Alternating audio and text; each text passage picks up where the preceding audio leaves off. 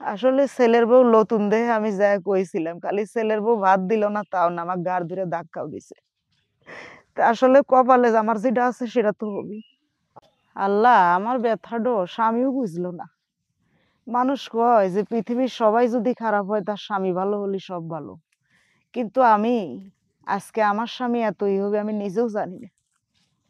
আসলে আমার কপালই খারাপ। সামান্য অসুখের কথা এভাবে কইলাম, তারপরে আমার স্বামী বুঝলো না। আর কি কব, কে আমার ব্যথা বুঝবে? আল্লাহ, তুমি আমাকে কোন জায়গায় এনে ফালাইলে? এর চেয়ে ভালো আমাকে মরণ দাও। আসলে স্ত্রীর অসুখ হলে চেনা যায় স্বামী, আর স্বামীর পকেটে টাকা না থাকলে চেনা যায় স্বামী স্ত্রী। এটার পরিচয় আজকে হলো। কাজলি, তুমি এখানে এসে বসে রয়েছো। আসলে কি দেখো, কিছু মনে করে না বুঝলে, তখন আমার এমন খিদে লাগছিলে, মাথা টাথা ঠিক ছিলে না। হ্যাঁ, তোমাকে আসলে এই জন্য আমি একটু মানে রাগারাগি করেছি, তুমি কিছু মনে করে না বুঝলাও। তে মানে বিষয়টা তো আমি জানিনি যে তুই এত কিছু বাইত হয়ে গেছে। হ্যাঁ, আমার খিদে লাগার কারণে মানে মাথা টাথা ঠিক নাই, এর কারণে মনে কর তোমার পরে চিল্লা পাল্লা করে আমি চলে গেছি। হ্যাঁ, খাওয়া দেয়া মনে করো যে পরে মনে পড়ে কে রে, বিষয়টা তো আমি আসলে ঠিক করি নাই। আবার আমি ঘুরে চলে আসলাম মাঠে না যা বুঝলে তোমার কাছে। আসলে ছেলের বউ নতুন দেহে আমি যা কইছিলাম, খালি ছেলের বউ ভাত দিল না তাও না, আমার গাড় ধরে ধাক্কাও দিছে। তা আসলে কপালে যে আমার যেটা আছে সেটা তো হবেই। আসলে শোনো, এখন মানুষের নিয়তি কখন কোন ভাবে কাক কোন হালে কিভাবে রাখে বুঝলে। এখন তারা টাকা পয়সা আছে এন ছাওয়ালের বউ, এন কি কব। আমরা তো মনে করো যে দরিদ্র দুর্বল মানুষ, সব মিলে যাই হোক আমরা যাবাই হোক আসি তো নাকি, আমরা তো উড়ে তা খায়া পরে রই নাই।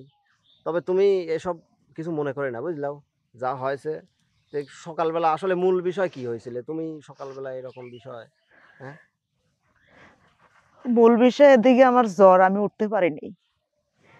তো বড় ছেলের বউয়ের কাছে গেলাম, সে ভাত দিল না।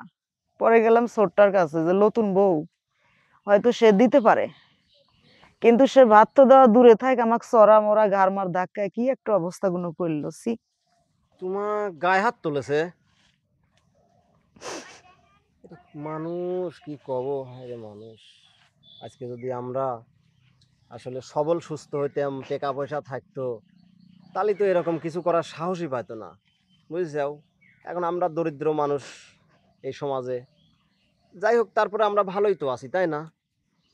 ঠিক আছে, তুমি শোনো, এইসব বিষয়ে মন খারাপ করে না, মন খারাপ না করে ওই যে এই বিষয়ে আমি হচ্ছে সাওয়ালের সাথে কথা কব না। হ্যাঁ, সাওয়ালের সাথে কথা বলতেছি, যে কারণ তোমার গায়ে হাত দিয়েছে বেটার বইটি তো মানে লওয়া যায় না, না অসম্ভব।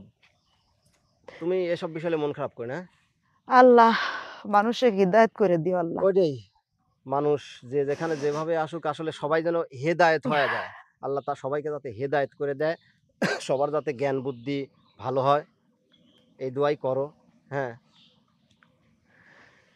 হরে যুক্তি করে ভঙ্গি ধরে আমায় নিলে আইনের ঘর, যুক্তি করে ভঙ্গি ধরে আমায় নিলে আইনের ঘর, কাল নাগিনী দয়া ময়া নাই রে তোর, কাল নাগিনী দয়া ময়া নাই রে তোর। ও তোর সঙ্গ ধরে হই প্রবাসী, রশি সারা দিলে ফাঁসি গো, সঙ্গ ধরে হই প্রবাসী, রশি সারা দিলে ফাঁসি গো। বিনা দোষে করলি দোষী, একদিন বিচার হইব তোর, বিনা দোষে করলি দোষী, একদিন বিচার হইব তোর, কাল নাগিনী দয়া ময়া নাই রে তোর, কাল নাগিনী দয়া ময়া নাই রে তোর। ও তোর মনে ছিল এই দুর্নীতি, ঘটাইলে আমার গতি গো, মনে ছিল এই দুর্নীতি, ঘটাইলে আমার দুর্গতি গো। তোর মনে নাই নিয়ম নীতি ভাঙলি আমার আশার ঘর। তোর মনে নাই নিয়ম নীতি ভাঙলি আমার আশার ঘর। কাল নাগিনী দয়া ময়া নাই রে তোর। কাল নাগিনী দয়া ময়া নাই রে তোর। ওরে বিষ খেয়েছি অমৃত জেনে, কত আশা ছিল মনে গো। বিষ খেয়েছি অমৃত জেনে, কত আশা ছিল মনে গো। মায়া রসে তোর জীবনে ভাঙলি কত অন্তর। মায়া রসে তোর জীবনে ভাঙলি কত অন্তর। কাল নাগিনী দয়া ময়া নাই রে তোর। কাল নাগিনী দয়া ময়া নাই রে তোর। যুক্তি করে ভঙ্গি ধরে আমায় নিলে আইনের ঘর।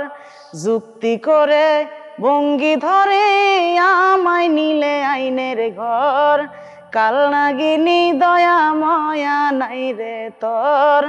কাল নাগিনী দয়া ময়া নাই রে তোর।